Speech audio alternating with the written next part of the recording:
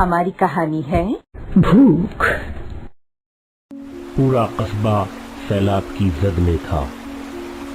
पिछले 6-7 दिनों से लगभग 4.5 फुट पानी पूरी आबादी में भरा हुआ था। कुछ लोग पलायन कर गए थे, कुछ फंसे हुए थे।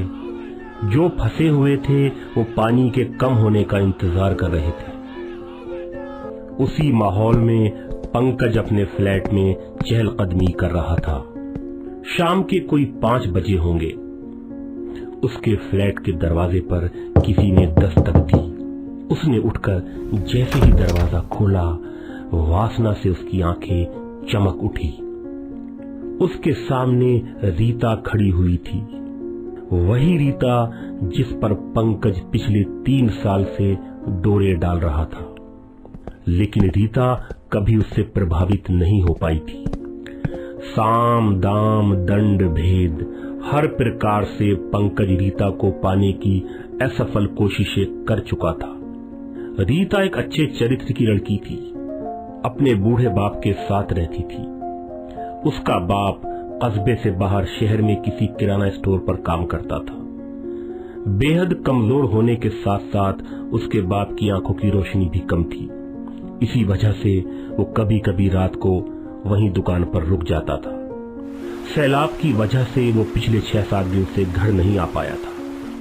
भूख से बेबस और निढाल रीता आज किसी फरियादी की तरह पंकज के दरवाजे पर खड़ी थी। मुरझाया हुआ चेहरा, आंखें किसी शराबी की तरह झपक रही थी। कुएं को अपने पास आता देख प्यासा बोल पड़ा, आओ रीता, अरे अंदर आओ, अंदर आ जाओ। पंकज बाबू, 4 दिन से कुछ नहीं खाया।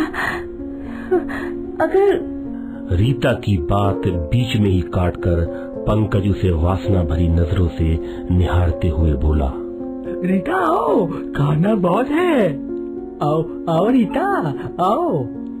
रीता कमरे में दाखिल हुई और पास पड़े सोफे में धड़ाम से धंस गई। उधर पंकज जल्दी से दरवाजा बंद कर उसके पास आकर बैठ गया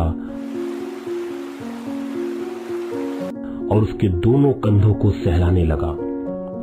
रीता अपने दुपट्टे को सही करने लगी तो पंकज ने उसका दुपट्टा उसके कांधों से अलग कर दिया।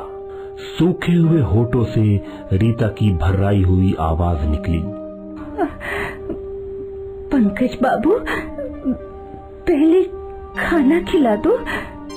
पंकज जल्दी से उठा और फ्रिज से पानी निकालकर गिलास में किया और रीता के पास आकर बोला, लो लो पानी पियो। लरसती हुई आवाज में रीता बोली, पंकज बाबू, पानी नहीं, खाना खिला दो। पानी का गिलास मेज पर रखकर पंकज फिर बेतकल्लुफी से रीता की बगल में बैठ गया और उसके जिस्म से खेलने की कोशिशें करने लगा। रीता, जो कभी उससे बुरी तरह नफरत करती थी, आज उसका पिड़ती रोध किए बिना उसकी तरफ देखकर बोली, पंकज बाबू, पहले खाना खिला दो। मेरा भूख से दम निकला जा रहा है। और मैं तो 4 साल से भूखा हूँ, कहकर वासना का भेड़िया मुस्कुरा दिया। अच्छा ठीक है। पंकज वहां से उठा